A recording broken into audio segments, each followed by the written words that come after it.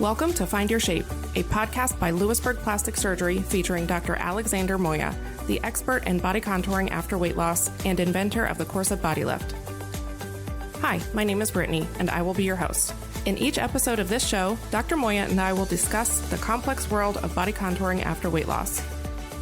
Our goal, as with everything we do here at Lewisburg Plastic Surgery, is to provide you with the educational resources you need to make the best decision for your personal situation.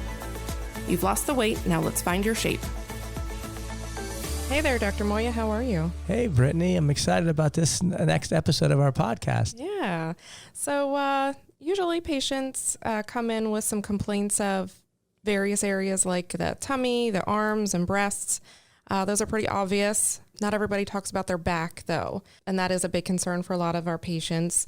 They come in with different skin rolls and fullness in different areas. So what options do you have for that area?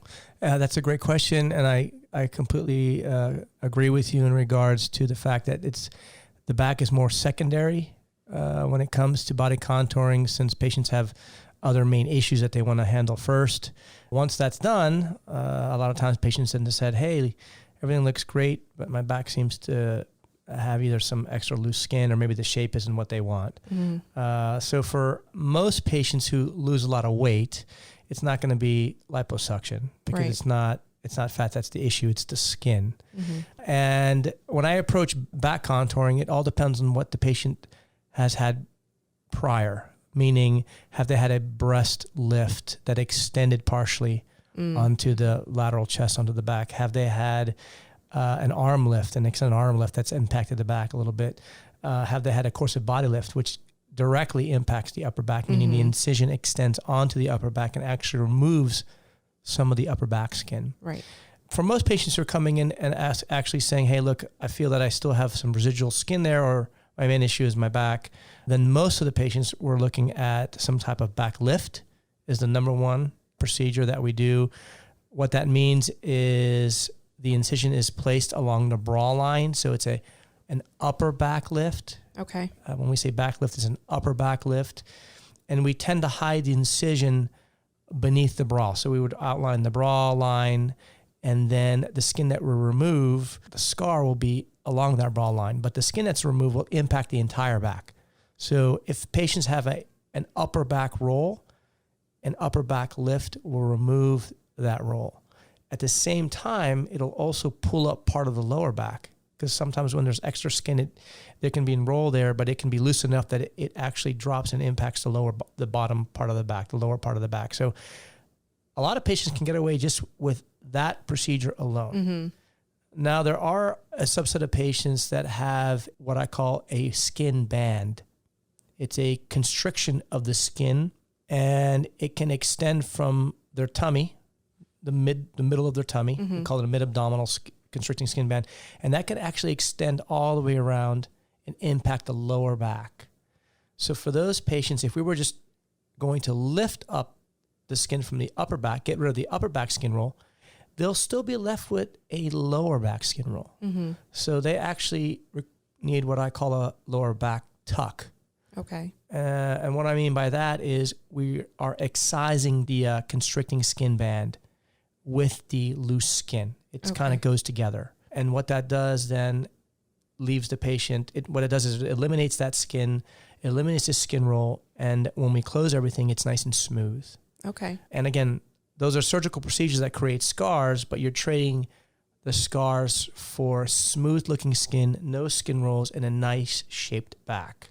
Now, can you do the upper back lift and the lower back tuck at the same time?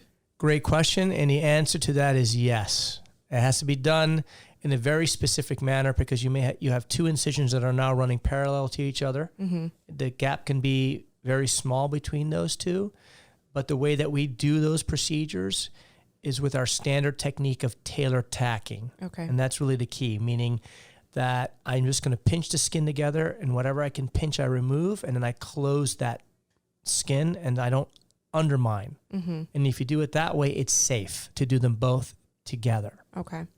What is the recovery like for that? Is there a lot of swelling? Do you need compression for that area? That's a great question. I do find that patients who undergo a back lift, some of them do very well. They don't feel, they say, hey, pain levels, 1 or 2. Some of them, it bothers them a little bit more. It could be upwards of a 7, just on movement. Depends on maybe the extent of it. Are we extending that back incision around to the lateral chest, like let's say along the breast folds, or are we extending that incision around the tummy to the previous tummy incision?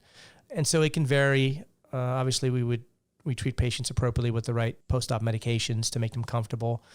I don't tend to use any foam compression for that area. There's not a need for extensive compression because things haven't been lifted. Okay. You don't get a lot of swelling. I guess the answer is you don't get a lot of swelling there.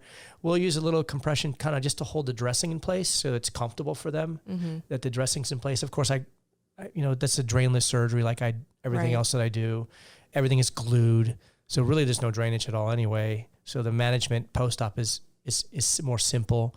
But we do tend to put like a binder on just to hold the dressings in place. And if they don't want to use that after a couple days, that's okay with me. Now, is this something you can do under local anesthesia? Do you need to be asleep for this procedure? That's a great question. If you're going to do an upper back lift and there's not a lot of skin, it's potentially can be done without general anesthesia. Okay. That's if you're the right patient. Otherwise, I would say most of the back lifts that I do or the back tucks, definitely in combination, is going to be with an anesthetist. You're under a general anesthesia.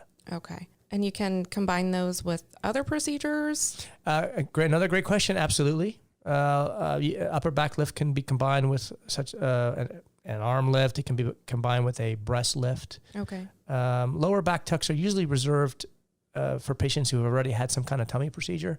Okay. It's just a completion of the incision from the front to the back. Okay. So, but yes, you can certainly combine procedures depending on what patients need. Okay, that's a lot of great information. Thank you very much. You're very welcome. I'm glad to participate in this awesome podcast. Yeah, thank you. That's a wrap on this episode of the podcast, brought to you by Lewisburg Plastic Surgery and Dr. Moya. Please be sure to subscribe to our show so that you never miss an episode.